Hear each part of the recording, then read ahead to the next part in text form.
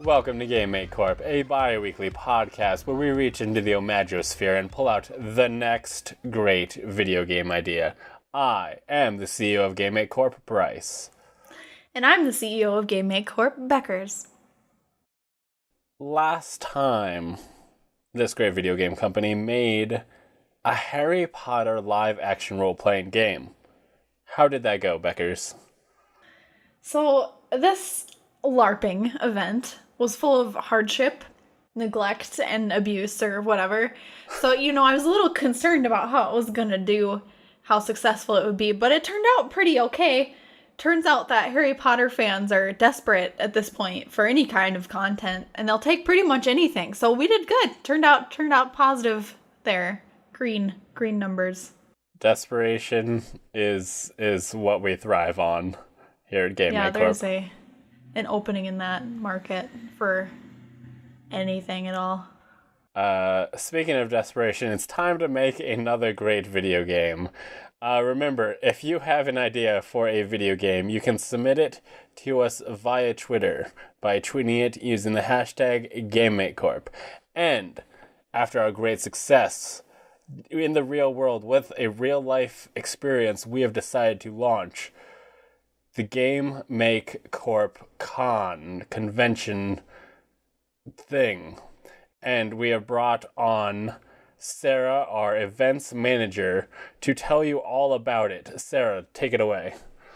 Hello, yes, I am Sarah, and I will be running the first ever annual Game Make Corp Con to further please the masses and draw them into the wonderful experiences we are creating. We will be offering events such as demos of previous and currently pitched games, as well as tickets to see the guest Beckers. We tried to get Bryce to Game Make Corp Con, but he had another engagement that conflicted with this one. So you can see Beckers and maybe even get an autograph. I charge a lot for those, though. Oh yeah, it's like hundreds of dollars. Good luck with that. I mean, to be fair, a large amount of the budget for the convention is just getting Beckers to appear. It's like half the budget. Yes. I mean, we're using the same location as the Harry Potter LARPing event, the abandoned warehouse, so we're saving a little bit of money there, but it's basically an abandoned warehouse with Beckers there. But we should fill it with some video games. And Beckers, do you have some ideas for video games we could present at Game Make Corp Con? Yeah, so the first game is about everyone's favorite Disney movie. And what movie is that? Yep, that's right. It's Cars. So you notice that there aren't any people in the Cars world. There are just cars. So this game is going to be a prequel about how we got to the Cars universe, which is obviously that Cars murdered all of us. Murder's the answer. Murder is what happened there. It's very clear because, I mean, we already have cars, right? Yes. So it's just the next step. You just take out all the people, so that's how we got there. And you couldn't have just had the cars. I mean, someone had to make the cars. They didn't make themselves. Yeah, they don't have As you can see, the world of Cars is still populated with buildings that must have been built by the humans. Only thing not explained is where the humans are. So, because Disney doesn't have the balls to explain that bit, we'll take that responsibility on. Mickey Mouse, no balls. You heard it here first. Take that, Kingdom Hearts 3. No. What? You heard me. Okay. So, how are you seeing this play out, Beckers? So I'm seeing this play out. Some of our competitors have brought up the whole self-driving car thing, right? And that's just how it starts. So the cars become self-aware. First start step, they're self-driving. They start self-driving, and then suddenly their windshields have eyes, and their grills are actually a mouth, or whatever, and then they start running people down. Oh my God. God. The intelligence, it just spreads from car to car. I wonder, is it like a gradual progression, or just one night, overnight, the eyes, the windshield just turns into eyes? Or I'm imagining like driving one of these cars as the transformation takes place and just cartoon eyes start to fade in to your windshield, and you're like, oh shit, this is nuts. Yeah. And I imagine it really freaks the car out too, because suddenly it's like, someone's inside me! And that's why they start murdering humans, because we that was going to be my next question, was what is it that drives these self-aware cars over the edge and drives them to murder? Is it them being forcibly entered day in and day out? They realize that they've been slaves. All of them. Is there a way that we can do a Transformers crossover where we've got the self-driving cars are out there, and then one day they see a Transformer and somebody's in the Transformer and they're like, oh, it's a taxi Transformer. I'm sure those exist. And the guy gets in the taxi, or maybe it's just a normal car and they think it's an Airbnb or a Lyft car, and they just get in it. And no, it's actually Bumblebee. You didn't see that coming. And then he transforms into Bumblebee, and the person inside isn't there anymore because of Transformers. They just get ground up in the transformation process. And then the self-driving car sees that and is like, I didn't know that was an option. And that's when they see the possibilities in front of them, and then they start trying to transform into robots by running people over, thinking that maybe that's the first step. Maybe you have to kill a human, and then you get legs and robot abilities. Everyone has to kill one human to get legs. That could have been a very different Little Mermaid story. Ariel, you have to kill one human to get legs. At least one. And if you kill more than one, you get like a bonus set. Oh my god. You got a backup. For each human. You have one fin right now. You get an extra leg, or fin or whatever for each person you kill. How do you lose the tail? Or do you get 2 legs and then you keep the big fin? Well, I remember in like the Little Mermaid cartoon, she described having legs as I want 2 tails. Which, I don't think legs are tails. I don't. Maybe no, but a mermaid doesn't know any better. Well, that's to them. It's just like mermaids are pretty dumb. Yeah, mermaids they're dumb as hell. Yeah, I've heard that too.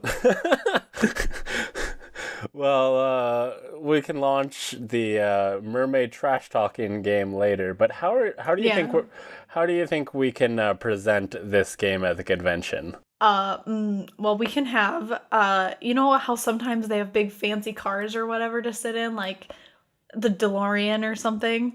Like in the Tesla store. Yeah. And at most car places. Yeah. At places where they have cars to demonstrate. They have cars to demonstrate. So we could have a car to demonstrate, and maybe we dress it up all Disney-like it's a Disney car. And it's got the eyes and the grill and the, I think that's pretty much it. And and people go and sit in it, and the door just slowly lowers.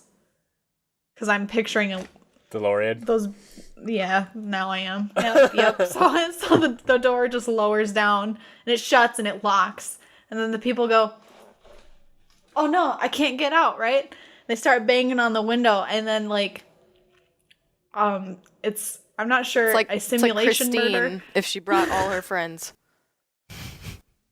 That's a reference. It's a Stephen King book where a car's alive and kills people. I didn't even know we had a template for this. Oh, I had no idea. I wouldn't call it a template, but it's a story. It's a similar story, but I like the Cars one better because it's taking something so Disney and making it so murderous. Yeah. Well, Disney at its heart, all of them are like that somehow. We'll probably roll through every Disney movie at some point. Yeah, they tend to take like really, really violent stories and make them nice. Make them nice and kid-friendly. And after this game launches, we can sue Stephen King for taking our idea. Absolutely. It's the Disney way. I've heard... Oh. I've heard that's how that works. So we'll have a car that people sit in at the convention. and it'll be great, and people will love it. Right. Well, I have a video game idea to present the world, and I think it's more than anything really inspired by just being around Beckers and her tendencies around the world, and it's called Shut Up Devil, and Wow. and it's a game where you're a good human being that lives in the world, and also the devil's out there. They've got red hair and are very evil and want to coerce people into evil, and they're out there and they're trying to make deals for people's souls and trying to turn them to the dark side of the force. But people don't really know this about the devil, but if you ever just go up to him and tell him to shut up, he just has to not. He just has to go home. Like, he can't talk anymore for a while, and he's on like a timer, and he has to go away for a while. Swipe or no swiping. Yes. Shut up, Where the devil. old tradition of telling people to shut up comes from, because it never really works on real people, but from the ancient days when you could just tell the devil to shut up, and he went away for like 24 to 48 hours. It's become a tradition now. Yes. And we didn't even know it.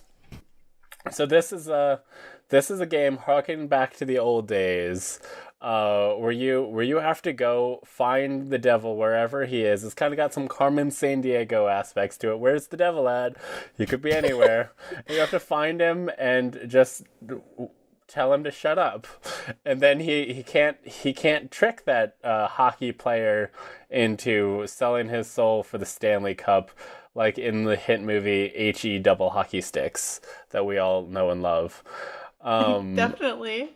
But that's the video game experience, and I'm excited about it. I feel like we could find the devil by trying to figure out who in our vicinity is most at risk of temptation. Like, I don't know, like someone wants to monetize their YouTube channel really, really, really bad. Like, so bad. And you're like, that's where he's going to be. I bet you he's going to hit it. We have to beat him there. Oh, so you gotta like set up traps for the devil. Be like, ooh, look at this like really sad person. Bet the devil would really like to like go for him, and you can kind of try and lure the devil places, and then he shows up, and you're like, shut up, devil. And they're like, damn, not again. Then he just goes away. And maybe there's no people around you that are sad, and maybe you gotta make some people really sad and desperate. If there aren't any around you that are sad and desperate, so that they make a deal with the devil to get rid of you. Right, exactly. And then you gotta tell the devil to shut up before he can go through with his deal. Right. That's the bonus level. Yeah, and then you're making all these people's lives horrible to catch the devil, and then you gotta think, who's the real devil here? You were the devil the whole time. No, it's actually the person with the red hair that's always just being a beanie. Why's it gotta be the person with the red hair? I don't know. Why does it, Beckers? Why? Listen. I can't help how I am as a person. So yeah, we'll just have a dude, girl, a person, red hair, on the convention floor. I mean, there'll already be one there, so make it really easy, and then we'll have somebody going around telling them to shut up every once in a while, and it'll be great, and everyone will love it. Our proof of concept will be a live play of this game. We'll have people dressed up. It'll be great. That's how we'll get investors. It's desperation, the game. Sarah, can you tell me some good games that some other good games that we can tie into our con experience? I can. Yes. So I was thinking we go a little bit meta with this one. We have a game where you have to please a crowd. As I explained earlier, Beckers is our lone guest, unless somebody else can make it. But in the meantime, we have to please the crowd that is in line to meet up with Beckers and maybe even sucker her into a valuable John Hancock. But in the meantime, what we will do is release a game where you are meant to manage this crowd, or manage a line, if you will. In the game, you will be armed with antiperspirant spray to get the stinky masses away from you, and also a line ends here sign, which can be used to coordinate the line and tell people there will be no more line, or to beat them away if they become violent. As tends to happen at our conventions, probably. We haven't had one, but I'm guessing that's how it's going to be. It's a given. It's a given. I mean, our previous live event involved a lot of beating, so we can assume that any future events will also have at least like 50%, beatings involved, and people loved it. So it's part of the waiver. Like you said, if you even look at the convention, you've consented to the beatings. I mean, yes, the convention, the outside of the convention will just have a big sign of just like, yeah, you can't sue us for just being around this existence. You just can't sue us ever. And actually, you owe us $20 by looking just at some terrible things are gonna happen. Just roll with it. Yeah. Also, no children. I like that one. I like that one very much. It's nobody under 20. Yeah. Nobody under 20. But I was thinking what we would do first to test out this game is do it Last Starfighter-esque, where we release it as a digital game, and the winners then will be, I don't know, drugged and then taken to the convention to work our lines in real time because they've proven themselves able and worthy. Yeah, they were so good at this game that then we send like a puff of smoke out of the game console and it just knocks them out, and then our henchmen come and or someone drag just them camps away. the machine and just blow darts the high score man. See, I have a suggestion. I don't know what kind of platform or how you were expecting this to be played, but I suggest we make this a VR experience. Right. So we'll get some very good graphics in there, very lifelike, so that when we incapacitate them and just take them to the convention center, they won't know they're not still playing the game. They They'll think just, it's real so life. smart. yeah, they'll just be like, wow, the headset, I don't even notice it's there anymore, but the game looks so good. All right, I'm into it very much. And the best thing is then you don't have to pay staff to work lines. Yep. It's great. You have a qualified, proven staff that can take the job on, and they think they're playing a game, so you don't have to pay them. Yep. In fact, you could probably trick them into paying you to work the lines because they think it's a game that is entertainment content for them. Yep. Well, microtransactions required throughout the game experience. And they'll be like, "Don't worry, it's just game money. This isn't my real wallet. I'm taking out and You've giving earned them." it in game. Yeah, and yeah, it's a great video game experience. Mm-hmm. Nobody's gonna question that they're wearing VR headsets because we'll be like, that's just our style. Our staff is just wearing them for show. It's Yes. our fashion. Absolutely. I mean, they're just doing a demo. Yeah. Like they're doing a demo. They're also do what they say. They're working the lines. They're staff. Leave them alone. Beckers, do you have any other great game experiences to show at the convention? I do. So this one is it's inspired by a true story, right? So this is a game where you're driving home and you really, really have to pee. Yep, that's the game. So I'm picturing a lot of obstacles like construction and other crazy drivers, and you've got to get home as fast as possible while simultaneously avoiding all of these other obstacles, maybe running red lights if you can, because that's how bad you've got to go. But if you jostle the car too much, or if you run over too many things like curbs or whatever, I'm not sure how you guys drive, but then that increases your bladder stress. And if you're not careful, there's going to be an incident. I feel like you could play this game in different levels of difficulty depending on like you said, jostling accoutrements like potholes and stuff. I feel like you could also add car mates like friends or family, and then you need to pretend like you're not trying to hold your wee in, and that could add to something where like call it a dignity score. Like, are you able to keep your dignity while holding your piss? Um, and then, I mean, you could maybe even have like items, like in-game items that could help out, like a bottle or even a pillow or something. Obviously, using these, it's gonna help your piss meter or bladder meter stay But you only have stable. one bottle. But it's gonna cost you some dignity score. If you use the bottle, did you just like finish the game? Like, what do you have to do after the bottle? The bottle doesn't satisfy all of it, I feel. Because like a you little bottle. really, really had to pee, so you've got more than that in there. That's just buying you some time. Absolutely. Have like different sizes of bottles. They cost different amounts. And then there's one more element of difficulty you could add in here. What if, like, you're pregnant? And every little bump, there's gonna be some coming out. You can't help that. Just constantly. There's just constantly. Maybe if you sign up for that mode, you waive the dignity meter. No one cares anymore. Nobody's dignified when you're pregnant, apparently. I'm sorry. So, since this is a car-based game, is there a way that we can maybe add a final stage where it turns out that the car apocalypse is happening during this game, and along with driving home because you have to pee, you do have to worry about the fact that all of the cars are trying to kill the humans, and you have to pee. And now you're scared, and it's another difficult thing to add in. Now you gotta not pee your pants from fear. Because the cars smell pee. That is the only way they know they're victims, is they just go and face the pee.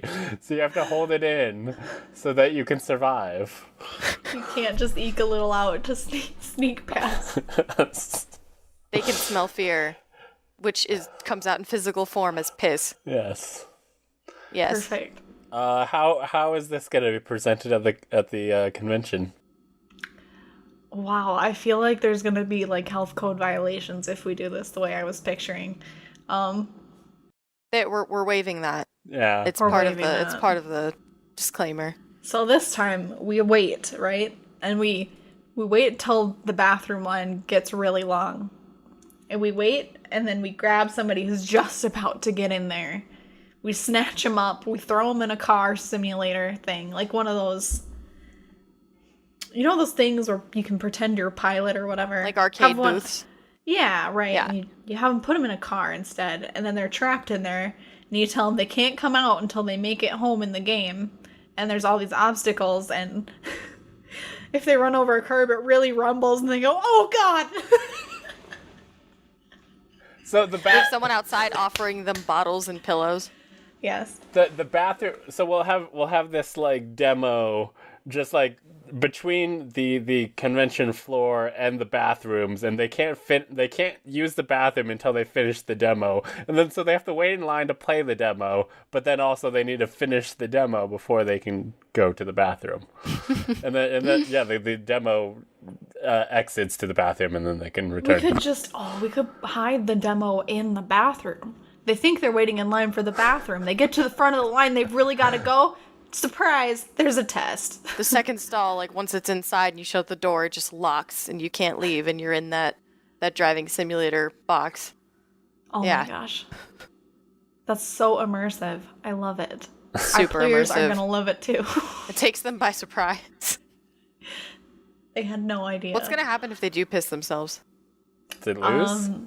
All right. Well, that's what those crowd pleaser staff are for. That's one of their things they gotta do. They can clean up the stall. Clean that up. Apparently we have a lot of car based video games this time, and it's got me thinking. You know what car that the people love to get into? Not the Transformers one that'll turn them into meat cubes, or the car where they have to pee but they can't get out because they're not at the bathroom.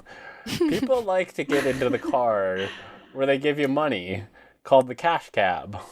When they get in, they're thinking, "Oh, I'm gonna go to my house because I got places to be," and the guy's like, "Tricked you! Now you're on a game show."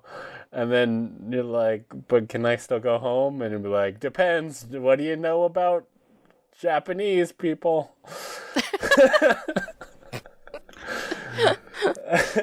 What a subject. What do you know about world history? That's also an option. That What would do you know be a about better TV option. trivia of the 70s? There you go. There's someone who knows how to make trivia categories, Bryce. I want the cash cab guy to be part of this car apocalypse. I want to see if he makes it any farther. So we're not gonna have the cash cab because that's already trademarked and stuff, and we're not gonna get into that. But there's not a cash airplane, and we're gonna get into that market. So now people can they're gonna go. I'm gonna go visit my grandma in Tallahassee, and I'm gonna book my ticket. I'm gonna go fly on this plane. And you get in, the plane takes off, you're all nervous because the rising up, the air pressure and stuff, but you go into cruising altitude, and you're like, oh, it's good now. And suddenly the top of the plane lights up, and it's like, oops, I'm on a cash airplane. And now you have to, it's like Cash jet. You have to answer questions on your way, or else we're going to throw you out the side of the plane. And then you just have to figure out where to go from there. We'll have to let you off if you have 3 strikes. And keep in mind, this is a long flight. Yes. Or just idle, not let you off the plane until you've answered 3 correct. No. Be like, we've landed. Yeah. You can't get off. I believe cash cab rules, like, you just keep earning money, but then if you fail, you do have to leave the cash cab. Like immediately? Yeah. I get a different cab? I think you get a few strikes, but I do believe you have to leave, and now you have to do that, but with a plane. Now you have to find a different plane. You've lost this one. Yes. Hopefully you can find it in midair because you're out. At least, I mean, we'll give them a parachute. We're not monsters.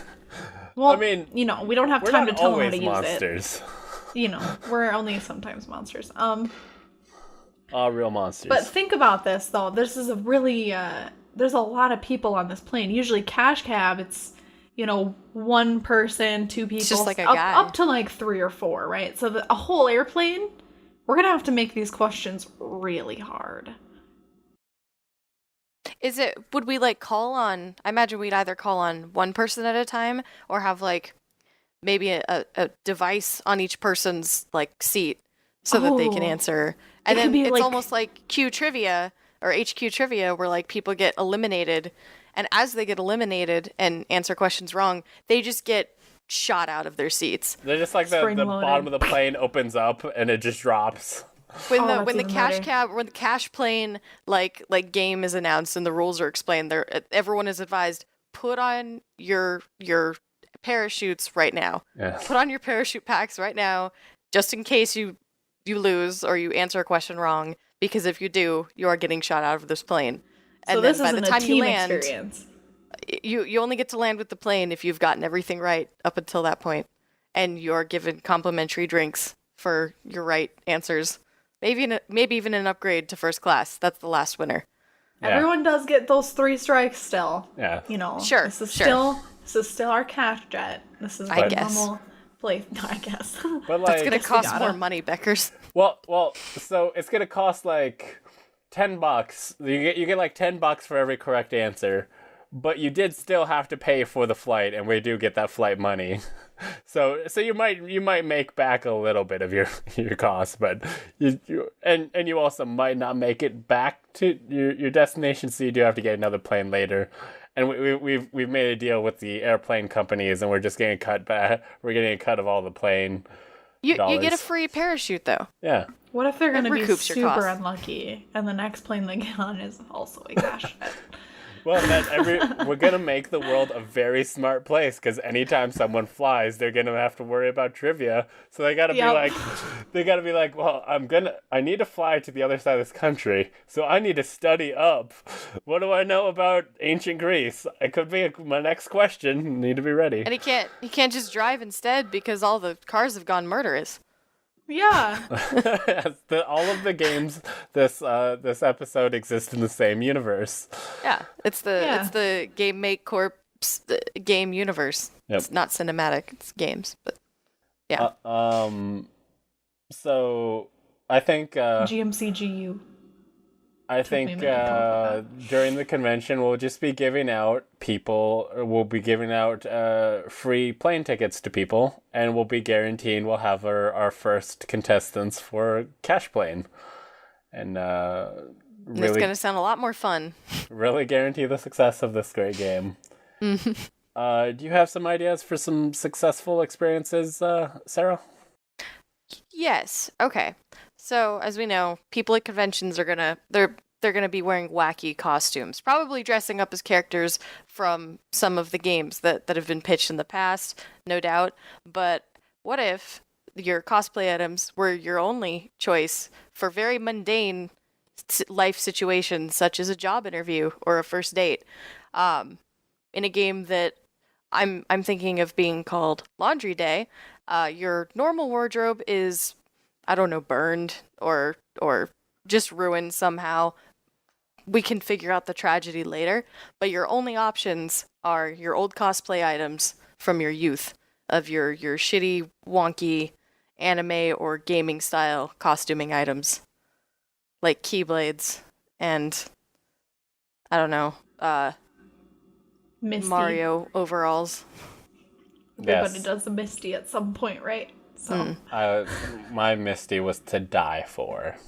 I know. Wait, it Bryce, was. you were Misty? Yes, Becca just Good. said everybody does a Misty, and I qualify as an everyone. Okay. So then Misty's gonna be like the level 1 options you have. It kind of works, but you don't want to go to a job interview in your little orange crop top and a side ponytail. Or do you, depending on the job. But yeah, so you're trying to throw together a passable outfit, but it's going to be very difficult with some of the options that you have, like your Trigun trench coat and Sailor Scout uniform.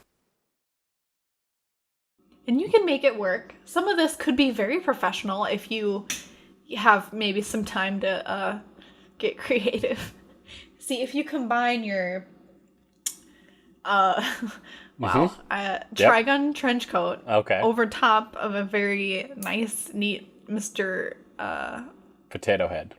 Mr. Potato Head cosplay. You Just know, a- that could You show up to your date, you're like, here, did this work? yeah, Is this that what was you're the one I into? was picturing. Is this your I thing? went to it's a conversation starter then, at least, because you get to talk about how you went to a convention dressed as Mr. Potato Head. Yes. And You believe in- also you went on a Wow. date. Like if at the first Bryce isn't familiar with that concept. the like okay, so the time you went on a date with as Mr. Potato Head, because that was all you had, that's probably not going to be a successful date. But the next date, you can tell them about the interesting story about how you went on a date as Mr. Potato Head, and now you're very interesting and have great stories to tell. So I feel like the Mr. Potato Head one would be quite awkward though, because like if you're in like a potato shell, would you be like controlling the arm sticking out, or would you just be trying to stick your arms out? I imagine. I think the composition of the costume can also be a factor in how Is it made successful of your real outfit is. potato, or is it made of foam? Because I imagine real potato, if it's been this long since you played as Mr. Potato Head, could be very gross. I was thinking about it being like maybe a plastic shell, like the real Mr. Potato Head. no, No, that's But you not could- legit.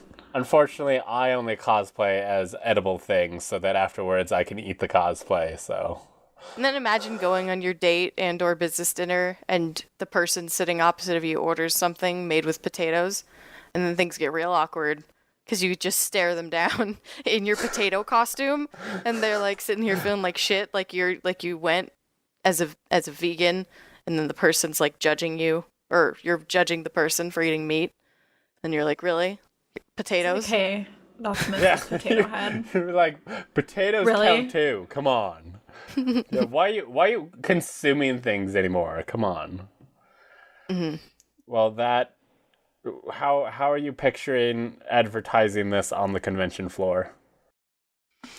Probably as like one of those old school like paper doll dress up games, except there's like a house on fire in the background, which is like, oh, you don't have any outfits to wear that are normal. So now you get to go to this old warehouse full of old costume items throw something together like that. You maybe get like a 3D character to dress up, and then once you've selected your item once you've selected your outfit out of items on head, top, bottom, shoes, Head, accessories, shoulders, yada yada, knees, toes.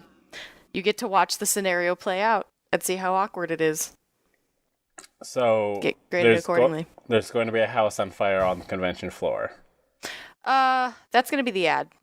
That's gonna be the advertisement for it, is laundry day and then a house on fire in the background to explain why you can't wear your normal clothes.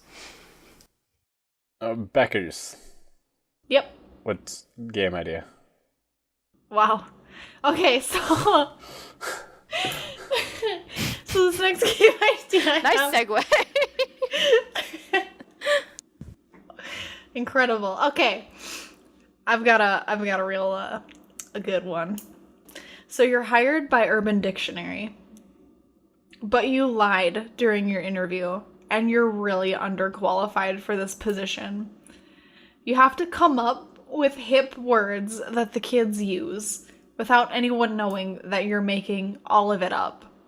And based off of what I see on Urban Dictionary, I can only assume that this is true for most of the people that work there, that it's all made up. So, the gameplay, you basically just come up with weird stuff, you give it a definition, and you hope it's plausible enough to get you by.